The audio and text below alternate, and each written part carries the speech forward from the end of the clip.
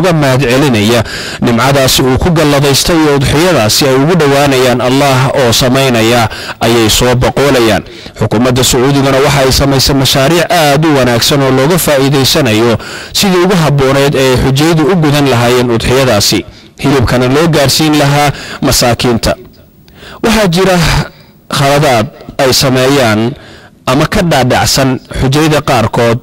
marka ay tuurayaan jamaraadka waxaa ka mid ah arrimaha qaarkood inay ictiqaadsan yihiin in shaydaan la tuurayo mana aha arrinku ee sidaasi waxa weeye waxaa tuurista jamarada loo sharciyeeyey dikriga allah sidoo kale waxaa khalad ah marka la tuurayo jamrada dhagaxa weyn in lagu tuuro dhagaxaan waaweyn waxaa kaloo iyadana markaasi khalad ah in lagu tuuro kabaha iyo wixii la mid ah taasina waa xadgudubkii diinteenna uu nabigu ku sheegay calayhi salaatu wasalaam ee dadka qaar ay sameynayaan isbuurashada iyo isdilka marka la tuurayo jamrada waa khalad kale oo weyn waxaana habboon xujaydu inay si tartiiba u tuurtaan sidoo kale lama ogola toddobada dhagaxba in har mar lagu tuuro qofka hadduu sidaa yeelana waxaa loo xisaabanayaa hal dhagax oo qura waana sida saxda ah waxay tahay in dhagaxaanta mid loo tuuro iyadoo mid walba la takbiirsanayo marka xaajigu jamrada weyn uu tuuro madaxa waa uu xiiranayaa ama waa uu gaabinayaa markaasina waxa uu xalaalooba koowaad waxaana u bannaan inuu dharkiisa caadiga xirto dabadeed xaajigu waxa uu dhaadhacayaa maka isagoo markaasi sameynaya dawaafkii ifaadada waana rukni aanu xaj ku dhammaystirnaynin ilaa in la sameeyo mooyaane waxa uu markaa sameynayaa sacyigii hadduu ahaa mutamatic ama aanu la samayn sacyiga markii uu sameynayay kii qudumka ee qofka ahaa qaarinka ama mufridka markaas uu ku laazimaya inuu sacyi sameeyo waxa kaloo iyadana xusuusin u baahan inay u bannaan tahay xaajigu inuu dawaafka ifaadada uu dib dhigto isla markaana uu u dhaadhici kara maka marka uu dhammeeyo tuurista jamaraadka marka xaajigu uu dhammeeyo dawaafka ifaadada maalinka gowraca ee tobanaad waxa u bannaan wax kasta oo laga xarimay xitaa dumarka inta dabadeed waxa uu xaajigu u soo laabanayaa mina si uu u baryo habeenada 11aad 12aad iyo 13aad ama labada habeen hore qofkii doonaya inuu degdego oo tacajul sameeyo sida alla quraanka ku sheegay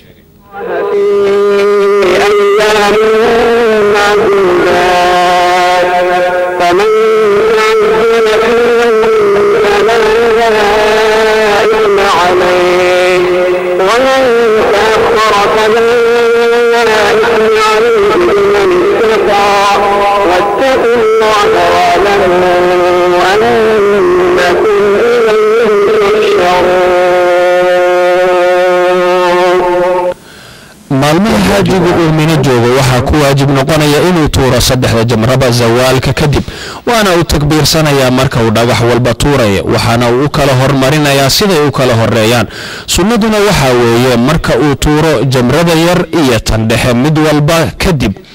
in uu xaajigu markaasi qiblada qaabilo oo ducaysto isagoo gacmaha kor u taagaya oo ku ducaysanaya wixii uu doono laakiin jamrada weyn ee ugu dambaysa iyada lama istaagayo lamana ducaysanayo marka la tuuro qofka raba inuu degdego waxa uu maalmaha 11aad iyo 12aad marka uu tuurto dhagaxaanta kadib uu ka baxayaa mina ka hor intaanay qorraxda dhicin haddiise gobolku ku dhaco isagoo weli dhex jooga mina waxaa ku waajibaya inuu mina baryo maalinka 13aad si uu u tuuro haddiise isagoo diyaara ay zaxmad ama ciriiriga jira awgeed wadada ama jidka haya uu gobolku ku dhaco wax dhiba kuma jabna oo waa uu sii baxayaa joogitaanna kuma waajibayo dawaafka wadaaca ama sagootinta mar kale ayay xujayadu u soo boqolayaan dhinaca magaalada barakaysan ee Makka al-Mukarrama si ay ugu dawaafaan beedka Allah waxaana safarku uu soo gaaray gabagabadiisii kadib markii xujayadu ay nusugoodii xajka soo guteen dhammaan arkaantiisii faraa'idkiisii iyo waajibaadkiisii si uu dawaafka wadaaca ama sagootinta u noqdo waxa ugu dambeeya ee xaajigu uu ku sameeyo beedka Allah iyadoo la fulinaya amarkii horeba rasuulku uu noo faray ee ahaa in dawaafkaasi la sameeyo waana kan ugu dambeeya wadaacu waajibaadka xajka ee ku laazimaya xaajiga safarkiisa ka hor inta aanu ku laaban dalkiisii waxaase laga cafiyay dawaafka wadaaca dumarka qaba dhiigga caadada iyo kan dhalmada ee nifaaska oo iyaga aan laga rabin in ay dawaafkaasi wadaaca sameeyaan ama ay la yimaadaan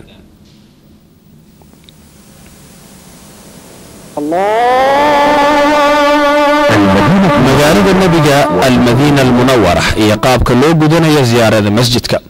waxaan safarka u xirxiranaynaa magaaladii rasuulka sallallahu alayhi wa sallam u hijrooday iyo halkii uu deegaankiisu ahaa si loo soo booqdo masjidka nabiga alayhi salaatu wasalaam oo kamida saddexdii masjid ee shareecadu banaysay in safar cibaado ah loo galo sida uu nabigu yiri alayhi salaatu wasalaam safar cibaado ah looguma bixi karo ilaa saddex masjid mooyaane masjidkayga kan ah masjidka xaramka iyo masjidka al-aqsa. waxaa xusid mudan in booqashada masjidka nabigu aysan ka mid ahayn waajibaadka iyo shuruucda xajka toonna wax xiriirana aysan la lahayn arrimaha xajka ihraamna looma baahna. waxaana arrinka ziyaaradu uu yahay mid mashruuc ah ama mustaxab oo wanaagsan waqti kasta oo sanadka ka mid ah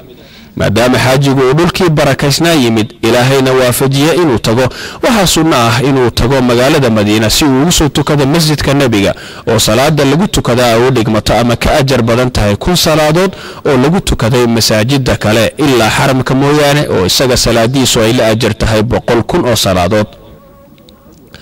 intaa waxaa dheer oo iyadana markaasi la samaynayaa inta la joogo salaada ka sokow marka uu xaajigu salaada dhamaysto in la soo booqdo qabriga nabiga alayhi salaatu wasalaam. marka masjidka nabiga uu gaaro alayhi salaatu wasalaam waxa uu samaynayaa sidii aan hore u soo tilmaanay markii aan joognay Maka oo lugta midig ayuu ku hormarinayaa isagoo akhrinaya ducadii markaasi masaajidka lagu galay ee aan soo tilmaanay.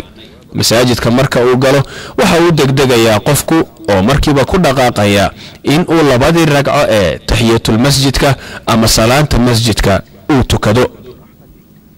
marka uu labada ragco dhamaysto isagoo si khushuuc iyo deganaan la ku tukanaya sida salaada kaleba laga rabo waxa markaasi uu xaajigu u degdegayaa oo aadaya dhinaca qabriga nabiga alayhi salaatu wasalaam isagoo si deganaana ku socda. hadday suurtagal tahay rawdada ayuu ku tukanayaa oo aad u ajar badan. marka qabriga uu yimaado waxa uu salaanta ku bilaabayaa nabiga alayhi salaatu wasalaam isagoo codka hoos u dhigaya si edeb lana u salaamaya waxaana uu oranayaa assalaamu alayka ayuha nabiyyu wa rahmatullahi wa barakatuh sallallahu wa sallama wa baraka wa jazaaka an ummatika khayra. dhinaca midig ayaa talaabo hore u qaadaysa adoo hor istaagaya qabriga Abubakar Allah ka raali noqdee salaamaya oo ku oranaya assalaamu alayka ya khalifatu rasuulillahi wa rahmatullahi wa barakatuh jazaakallahu an ummati muhammadin khayra. sidoo kale dhinaca midig ayuu haddana tilaabo hore u qaadaya si uu u hor istaago qabriga Umar Allah ka raali noqdee asagoo oranaya assalaamu alayka ya amiirul mu'miniin wa rahmatullahi wa barakatuh jazaakallahu an ummati muhammadin khayra.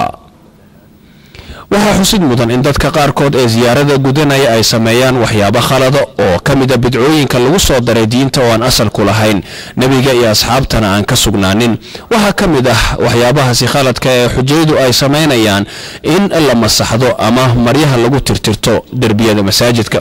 waxa haboon in la booqdo qabuuraha baqiic ay ku duwayeen asxaabtii nabiga alayhi salaatu wasalaam oo uu kamid yahay Uthman ibn Affan radiyallahu anhu. sidoo kale waxa la soo booqanaya qabuuraha shuhada Uhud.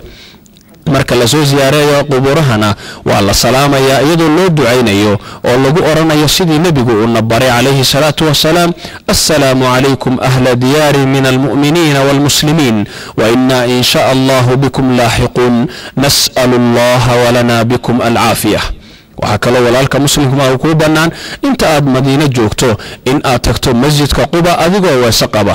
oo aad ku tukato laba ragco. nabiguna waxa uu sheegay alayhi salaatu wasalaam qofkii laba ragco sunnada masjidka ama salaad faradaba ay ku qabato ku tukada in ay umra la mid tahay. arrinkaasna waa uu ku booriyay inta wixii ka dambeeya ma jiraan masaajida ama meelo kale oo ku yaala Madiina oo la soo booqanayo oo diintu ay noo sheegtay. sidaa darteed waxa haboon qofku inaanu isku daalin.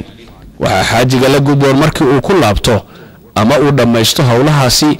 ziyaarada Madiina ee gurigiisa iyo dalkiisa uu aadaya inuu xusuusto xajkii uu soo gutay oo mar alla markii ay macaasida ama dunuubtu u soo banbaxdo uu xusuusto carafadii uu soo istaagay beydkii uu soo dawaafay iyo cibaadadii Allah ee uu ku soo gutay koobaha kala duwan ee barakaysan taasoo kaalmo ugu noqonaysa inuu ka joogsado macaasidaasi. ilaahay waxaan ka baryaynaa inuu xajkeena ka dhigo xajjan maqbuulan wa sa'yan mashkuuran وذنبا مغفورا. الله تعالى الجميع حج مبرورا وذنبا مغفورا. taana waxaa ku kooban cajiradeenii aan ugu talagalnay inay ka faa'iidaystaan walaalaha xujayda ee u socda xajka. ilaahay waxaan ka baryaynaa inuu camalka